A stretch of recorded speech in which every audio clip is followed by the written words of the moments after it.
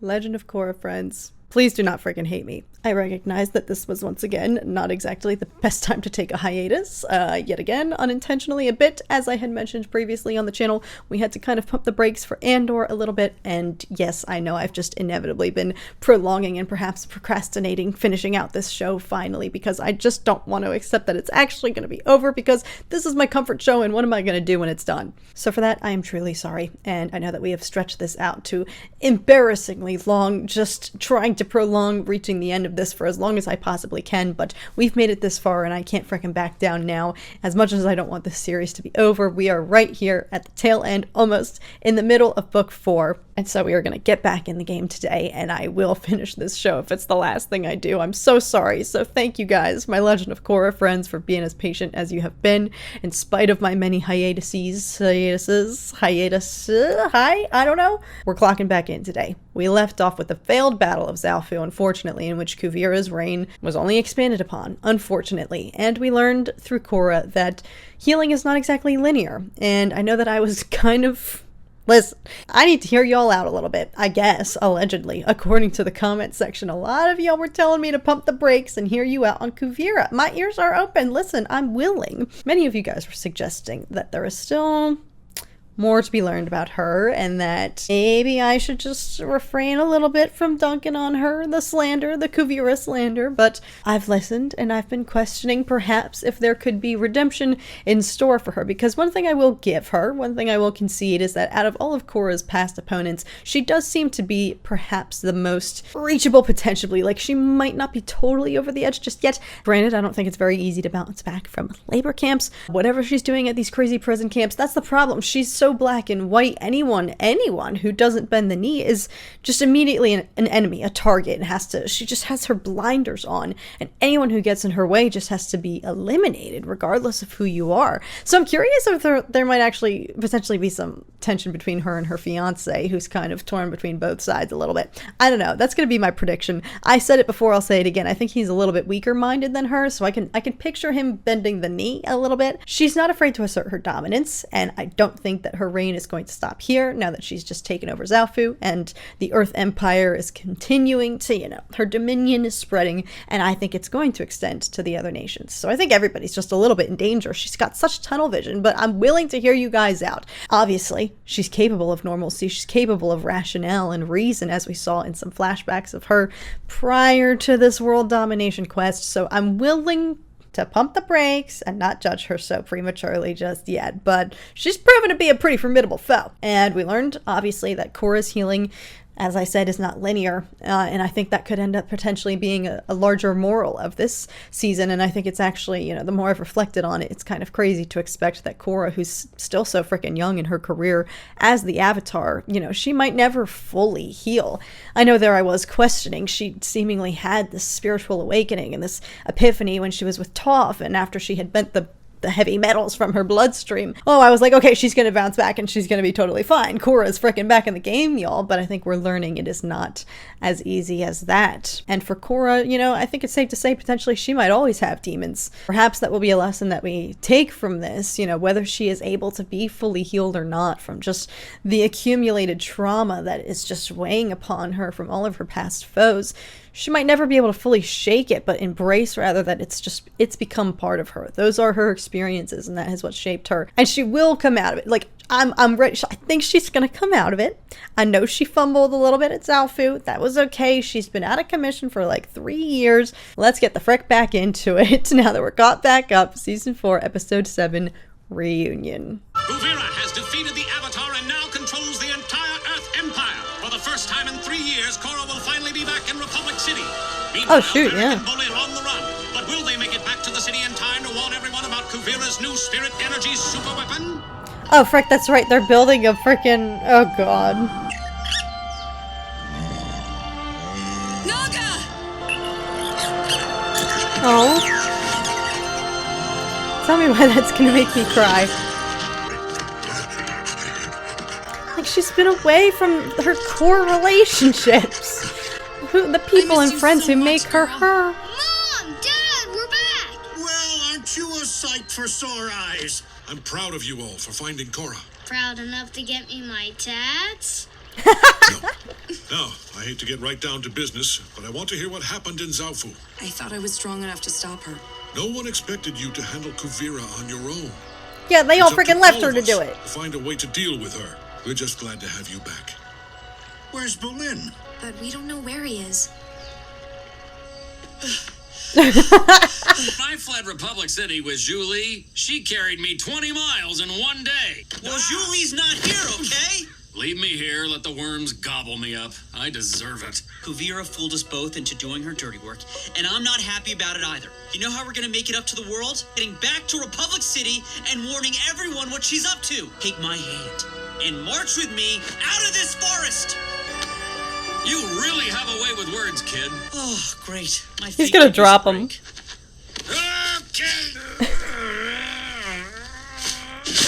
Oh! I did not you see that come. kidding me? Great. I hope you haven't been waiting long. Only 3 years. Oh. And I'm loving the hair. Thanks. You're looking snazzy as always. She Come on, blushed. Mako got us a table at the restaurant. Korra. Hi, Mako. Hello there, Prince Oh. Wu, rightful heir to the throne, and I this forgot about guy's this boss. Oh You're no. going to love the food here. Save I'm the her. chef personally. Thought it was just going to be the 3 of us. Sorry, I couldn't ditch him. So can you go into the Avatar state again? I was worried when you told me you couldn't. Wait, what's going on with you two? I wrote to Asami while I was away. Why didn't you ever write to me? Or Bolin? I don't know. I'm sorry I didn't stay in touch, but I'm back now. Well, I kind of have some big news. I went to visit my father for the first time. He might just be manipulating you again. You think I don't know what my own father is capable of? You don't get to disappear for 3 years and then act like you know what's best for me. My royal bladder is about to explode. Mako, come on. Go to the bathroom on your own for once. Fine. I just stand there in the general vicinity while he... I don't want to talk about it. Perhaps a spritz of cologne to freshen up? Oh. That's. Oh!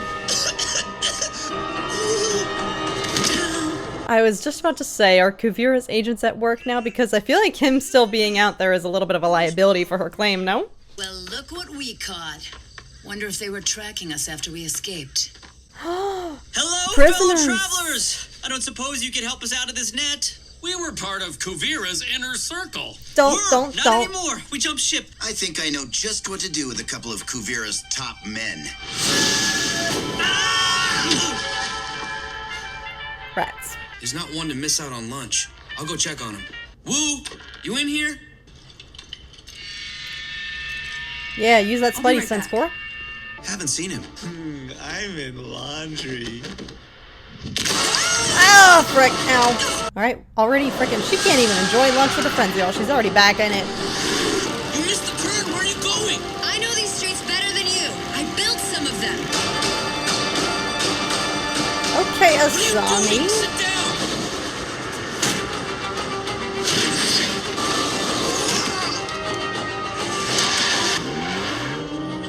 Who's not here? Where's the prince? Halfway to Kuvira by now. I knew it! All hail the great uniter. They Ew. must have moved Wu. It's a cult, y'all! Take this guy in for booking. There are thousands of cars in the city, and he could be in any one of them. The one time I don't watch him pee, and this is what happens. Yes, girl, get back in touch.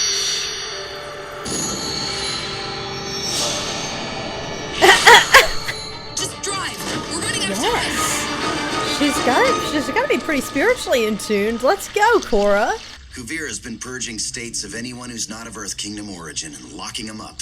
You must have known what she was up to, being part of her inner circle and all. You're gonna help us talk our way past some Earth Empire soldiers. We'll see about letting you go. That sounds like the same voice actress for Emrys. Bet you didn't expect that. We don't work for Kuvira anymore. That checkpoint is our only way out. It's not worth the risk, Baraz. If any of us want to get out of the Earth Empire alive, we'll have to trust each other. Follow my lead. We captured these escaped prisoners. We need to get them to a secure facility. Kuvira wants them transferred. Then I'll need to see the transfer order. Listen, pal, I had to fight off 2 badger moles, 6 wolf bats, and 18 hog monkeys to get these guys. I am in sore need of a shower, and I have blisters that are the size of cantaloupes and twice as juicy. So you can let us through, or you can give me your name and rank, and I'll pass it on to Kuvira. Okay. Let them through. Yeah. Very useful for something. I love Bolin's attempt at being intimidating. Oh, frick. Wait! Stop them! They're traitors to the Empire! Hey! No, just what I thought.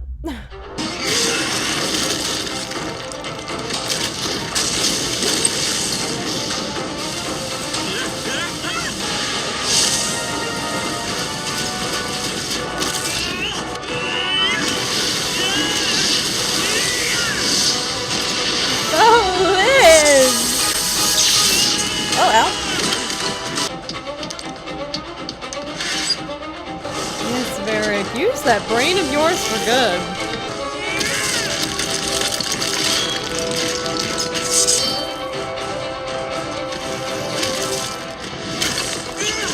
Boy, I sure hope this works. Oh! Varric, you genius.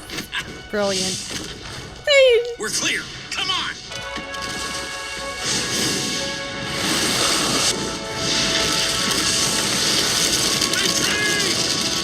I cannot. I just freaking love it when Bolin snaps in. You didn't have to come back. Yeah, I kinda did. Let's go. If we don't find Wu soon, we might never find him. He's on that train! I'm just supposed to trust your avatar feelings? You wouldn't have to if you had guarded the prince like you were supposed to. Guys, shh. Listen. Where am I? Am I dead? No, you're on a train.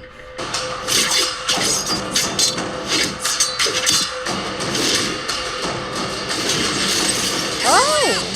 There's so many train evacuations in this season.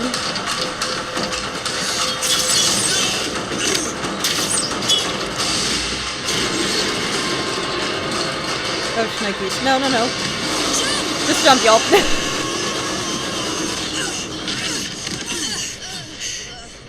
Clever. You alright? Yes! Thank you. You should be thanking Korra. We never would have found you without her. Not exactly what I imagined for our first day back together. But it was kind of like old times. I guess after being apart for 3 years, there's bound to be a bit of an adjustment period. Yeah. She's better with her friends, y'all. You guys are the greatest friends a guy could have. I'd like to apologize for what Kuvira's put you through. I appreciate that. Why don't you come with us? It's the least we can do after you saved our necks. Oh, thanks. I'm allergic to drowning. We'd love a lift. This area is overrun with spirit vines. Perfect. Are they in the swamp? Harvest these vines until there's nothing left. They're in top swamp. Oh. Of course. Because where there's one freaking dictator who's not only imprisoning people, but now that we've learned, not just imprisoning our own people, but everybody else, other nations, where there's a power-hungry, crazed dictator, where there are prison camps, where there's slave labor, there's bound to be the destruction of nature. Because, of course, greed and power knows no bounds. Y'all, of course. Frickin' of course. Don't piss Toph off. We need Toph to get into Shrek mode and start hollering at them to get out of her dang swamp. That's for friggin' sure. It's so refreshing, though. It's so freaking good. Oh my gosh, to see Korra back in action, like they were saying, the good old days with her friends. She's better when she's got freaking backup. And yes, it was so validating to hear Tenzin, of all people, say, like, you never should have had to face Kuvira on your own. Yeah, that's on you, Sue. That's on you. Korra never should have been in that position in the first place. But it's nice for her to see her getting some spiritual validation as well, which is kind of an interesting full circle, kind of ironic, because that's what she struggled to connect with the most. You know, she was very physically adept. She could handle anybody. You know, she was packing heat, but that lack of the spiritual connection was always looming over her, and she felt hindered by that. So it's nice to see here that, well, yes, she was getting dunked on physically and in combat, you know, against Kuvira. Again, she never should have been in that position in the first place. Yes, she might not have her head back in the game when it comes to combat. She might not be ready to get back into the octagon, but that's okay. Or go into the avatar state, more likely. But she has this newfound kind of spiritual sense about her now, which is kind of just funny coming from where she started, where that was the hardest thing. That was like the last thing to click for her. And so I'm hoping she can get dialed further into that. Although perhaps there could be an interesting overlap here if we know that they're attacking the spirit vines. You know, this is honestly kind of like a direct attack against Korra as well, in a way, because she was the one who made the kind of overarching global decision. You know, Korra's not really one to take that leadership position. Like, she doesn't like being in the lights, the camera, the action of it all, being on this like pedestal, having to answer to the larger crowd. But that was the one time, you know, following season 2, after she went through the freaking most harrowing journey at the hands of Unalaq and whatnot, she came out of that with a clear mind and made the conscious choice and to live, you know, in harmony, you know, both worlds, no longer this barrier between the two, the living and the spiritual. And so now, of course, this is going to be interesting if Korra is getting more spiritually in tune here, and she's picking that up from Toph, with Kuvira targeting, you know, the spirit vines. Like, that's part of Korra's legacy, that she chose to have the worlds coexisting. And so now to get rid of the spirit vines, is that going to throw things, I don't know, not necessarily out of balance per se, but, you know, it's just another further undermining, I think, whether intentionally or not. I don't even know if that's on Kuvira's mind, like, okay, let's further dig at the avatar and kind of control delete all of her spirit vines, you know, clear those out of the place, because that could be an interesting power grab for her as well. You know, you saw that it was kind of taking an adjustment period in Republic City, that a lot of people were not really vibing with the spirit vines, and it kind of overtook their normal way of life, and it kind of was just a bit of a nuisance. And so if you have Kuvira here, who everybody already is freaking manipulated, mind games like they're in a freaking cult, long live the freaking, you know, you've already got people freaking bowing down to her, worshiping her in a very cult-like sense. And so that would just, I think, only further bolster her freaking power and authority if she's like, oh, by the way, we can destroy all of these spirit vines for a more sinister purpose. Obviously, they're still behind the game now, and you know, Varric's not there to sabotage the project, and unfortunately I think Julie is full throttle Earth Empire, unless there is a chance this could all still be an act, but I highly doubt that, because she has a lot of vendettas against Varric. It's a mess, and they're already on borrowed time. You know, Kuvira, they're already covering a lot of ground. So what's the game plan here, especially now that we do know it's been confirmed that they're imprisoning folks from just other nations willy-nilly? They don't give a crap. Oh, I feel so bad for Bolin. He was so freaking proud of... It's so freaking just sad, obviously, because Bolin's just such a sweet, vulnerable, good, kind-hearted natured, you know, person. And he, of all people, would never intentionally inflict this type of imprisonment and torture upon other human beings. And so to see this kind of wash over him, this realization, unfortunately, the cold hard truths of the actuality of what he was aiding and abetting, because even though, yes, Opal was trying to reach him and she was like, can't you see what everybody freaking else sees, that you're kind of entrapped right now, that you've bought into these mind games and this manipulation as well, to believe that Kuvira and her Earth Empire are like everybody's freaking salvation and she's the savior. Like, you're the only one in the room who can't see right now what the actual truth of the matter is, because you're so freaking brainwashed. And Bolin did turn a blind eye, you know, to that, and didn't want to hear that, refused to believe that, because he was so freaking proud of himself for being part of something to actually make a difference. And so I think he's gonna go, actually. I think this could fuel a bit of a revenge tour, because he was being used, you know. His, not reputation, but his, like, pride in himself is tarnished, I imagine, to learn that, shoot, I was so willfully contributing to the system that was imprisoning and, God forbid, torturing or doing God knows what to these innocent people, and the whole time I just turned a blind eye. I'm not saying he turned a blind eye. He had no idea. He had no freaking idea what was actually going on in those labor camps. Sure, he could have questioned it deeper, I'm sure, but the Bolin that we know never would have stuck around if he knew the totality. So I'm hoping that he, this is personal for him now. This is personal impact on his pride. And so I'm hoping to see him maybe go on a little bit of a revenge tour. So I'm going to go and get back into the next episode. Episode 8, Remembrances. Alrighty, let's lock in. It's been my honor to bring you news of Korra and her friends over the years. Who can forget Oman and his equalist revolution? I still have Okay, blast from the past. Sit back, relax, and take a trip down memory lane. Huh? Is this going to be an entire throwback episode? There's something about being kidnapped that makes a guy realize he needs to get his act together. Let's toughen you up. I wasn't ready! Woo down! Mako, how dare you injure the prince? Well, I'm a wimp. But it's not my fault. I was born that way. I wasn't raised by a pack of tops in the woods. You don't know anything about me, do you? What's your favorite food? What's your favorite color? Is there a special lady in your life? Not since Korra and I broke up. What? You dated the Avatar? Bolin and I were playing for the Fire Ferrets. You were a pro bender? Yes. Wow, I heard you play on the radio. Come on, Bolin, we're up. Whoa, kind of rude there, buddy. You know what else is rude? Interrupting. Korra proved to be an amazing pro bender. And a loyal friend. What is this trip down memory lane for? Oh, no. Hanging out with Asami was awesome, but it made things with Korra complicated. Look, I really like you, and I think we were meant for each other. Oh, don't make me rewatch this. I just don't feel the same way about you. Oh, they all had such awful riz. As much as you drive me crazy, I also think you're pretty amazing. You player. Whoa, I thought you were dating Asami. Naughty Mako. You take after your grandfather. Guys, what's going on? Grandma! But my feelings for Korra became clear when Tarlok captured her. It's kind of interesting seeing all this from Mako's POV. I was finally able to tell her how I felt. I love you, Korra. Oh, I still ship them, y'all. They were toxic together. They weren't a good couple, but... And then you two lived happily ever after? Of course you take his side. Sometimes I wonder whose side you're on. How could you take his side?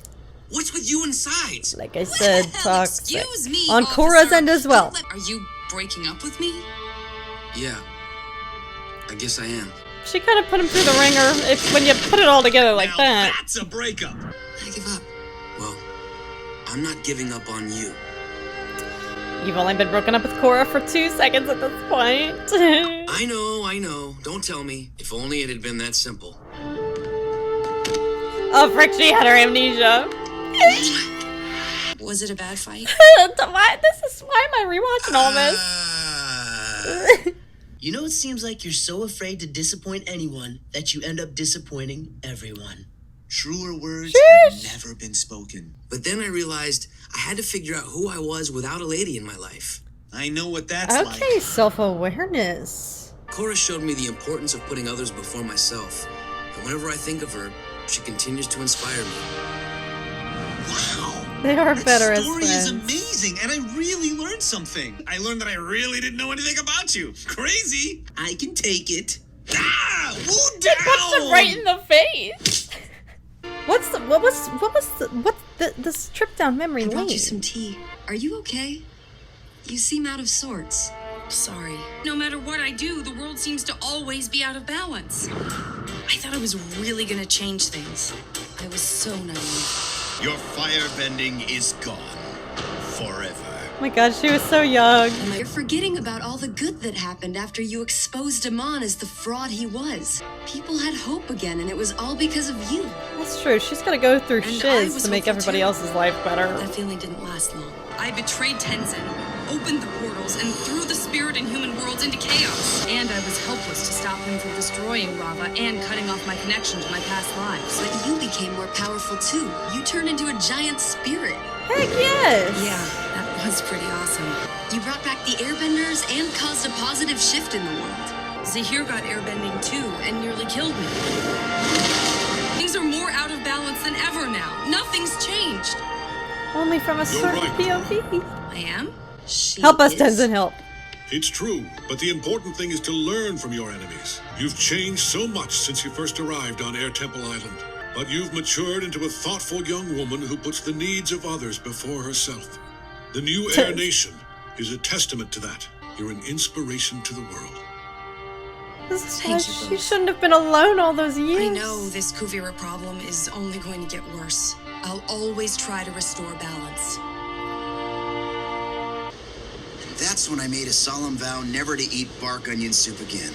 I've spent the last few hours tuning out all these incredibly boring stories. I present to you now, Bolin, as Nuktuk, hero of the South. The incredible true story of Bolin. Everybody's getting a flashback. How can you call me the hero of the world? I'm running back home with my tail between my legs. If you want to tell my true story, you should start from when I met Korra.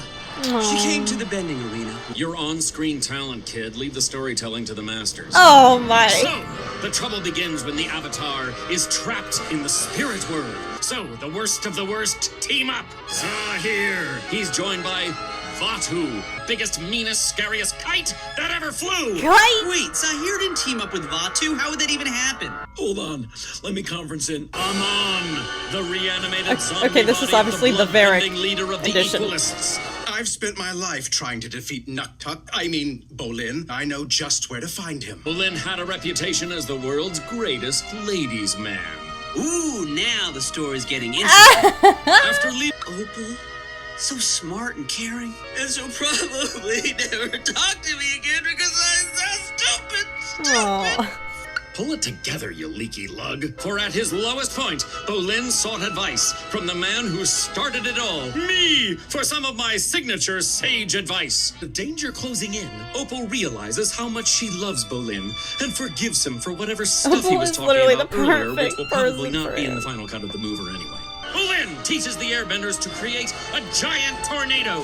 Then he flies around in the sky, and when Juji shoots his laser eyes at the evil Unalak, they bounce off Vaatu, setting him free, and hit Bolin, turning him into a giant. Giant Bolin and the evil Unavaatu. So he's just hijacking Korra's story and putting Nuktuk as the lead. City. Bolin turns Unavaatu into magic dust and sprays him into the sky. And that's where the stars come from. Wait, you like that? It didn't make any sense. Are you guys crazy? Are you crazy? Never let the truth get in the way of a good story, kid. What? What? Well, okay.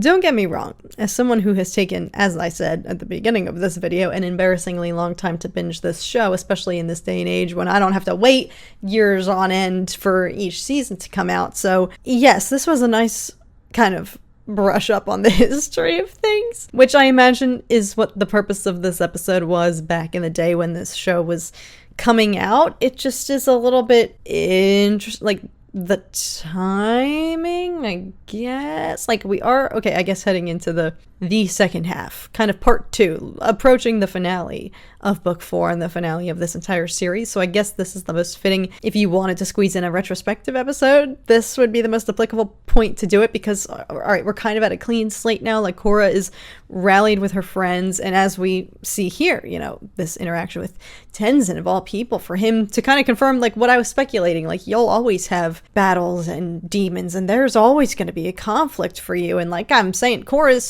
she's still a freaking teenager, y'all. You don't have to have everything in tune and perfectly balanced. You know, you don't have to have a handle on things all the freaking time.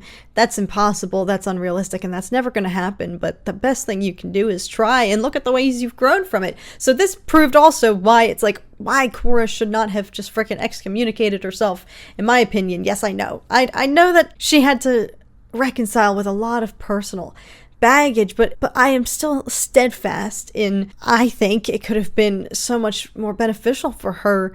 Yes, I know, in spite of her personal healing, so much of her role, so much of what makes her her is the people that she surrounds herself with and what she learns from them and the ways that they support her. And look at everybody else around her who sees her and like paints her in this amazing light. You know, she's beating herself up. She's freaking exiled herself thinking that she's this failure. But everybody else, when they're sharing their POV, is like, yeah, Korra changed my life. So yes, she's taking beating after beating after beating, and everything comes at this cost for her, but she can't necessarily see the outcome, the effect it has on everybody around her, the rest of the world. And so I guess that is, at the end of the day, the burden of the Avatar, or anybody in a position of arguably power like she is, with, you know, the kind of the fate of the world on your shoulders. Everybody's looking to you. You have to shoulder that and take every beating and every hit to kind of shelter everybody else from it and save the world. But she can't see it from the perspective of everybody else. You know, she walks away from all of these saying, look at it, this was my fault, I failed, it's my fault. Like, so many of these things that were not in her control, that escalated beyond her power in her fledgling career as an Avatar, literally being put through the absolute ringer, trial by the biggest possible fires. Like, okay, yes, that was all nice to hear. The whole moral of that is, look at the ways that Korra has changed everybody else's life and her legacy and her story and the impact she's had and the way that she's inspired everybody else to grow, and they all just admire her, even if she can't see those qualities in herself. I'm just very curious, but I guess the whole purpose of this was, when this was airing, you know, live at this point, you know, especially if it wasn't like, oh, let me go watch the first few seasons and catch up on them on Netflix again, you know, if you weren't able to go back and access the rest of the show and binge watch, kind of just get re-caught up on everything before the final season came out, if you're just kind of watching everything as it airs, which is, you know, that's how it was when I was a kid, you know, watching Avatar, you would just kind of rewatch it if the episodes were on TV, you know, but I don't think I went back and rewatched. I don't think there was even a way for me back then, unless you went on demand. You don't have the capability of binging everything. This is like a nice kind of retrospective to show you, look at where all these characters started, not just Korra, but how young and naive and kind of just innocent they all were, and everything that they've gone through together, and now look at all of them really matured and grown. So I imagine that would be the purpose of an episode like this. It kind of just feels a little bit like, I don't know, I guess this serves as a similar vehicle for kind of just a recap as the the play that, you know, the gang goes and attends, and they're like, is this about us? And it's just a whole retrospective on all of their journeys as well, just told through a different, you know, through theater, you know, live performance. And that's more so kind of actually botching, you know, that was a very dramatized and very loosely interpreted retelling of all of their stories and whatnot. But I guess this is serving a similar role as that episode, and I like that episode in Avatar. You know, it's equally kind of silly, and, you know, it serves a kind of similar role to look at all of this, you know, flashbacks, this kind of highlight reel of the gang and their journey. So I guess this is a similar kind of vehicle for a bit of a recap to kind of just jog your memory again back in the day if you weren't able to binge everything. I feel like it didn't need to, I don't know, spoon feed us as much as it did. Listen, like, don't get me wrong, this wasn't my favorite episode of the show, and I think if I had to choose between the two, listen, there's a lot of reasons why I favor The Legend of Korra over Avatar, but I'm gonna have to side with Avatar on this one. I think if you're gonna try to find some sort of device to create a retrospective episode just to kind of catch everybody back up to speed and summarize everything before you're on the doorstep of the finale of the whole show, like, I liked the way that they did it better in Avatar than what this was here. No offense to this episode, but just kind of wasn't expecting this, nor the timing of it. I feel like it kind of just breaks the momentum. But like I said, okay, I guess Korra can go in having kind of recapped for herself everything that she's gone through. So hopefully going into the next few episodes, this is kind of like a reset. I'm going to go ahead into the next few episodes. So I will catch you guys over in those ones. But until then, thank you so very much for watching. Let me know if you think I'm botching the interpretation of this or the purpose that an episode like this, you know, serves. It's obviously fun and lighthearted, but I can only imagine, especially back in the day, if I wasn't able to binge this right now all the way through like I'm about to, if you're waiting frustrating if it's the final season of this show and you're getting closer and closer to the finale and then this drops and you're kind of just like, what? It does just feel like a little bit of a break in the momentum, but let me know if I'm not appreciating it as much as I should be. I don't know. I feel like I had some hot takes, so let me know. Until the next time, thank you guys so very much for watching, and I will see you guys again very, very soon. Bye, guys.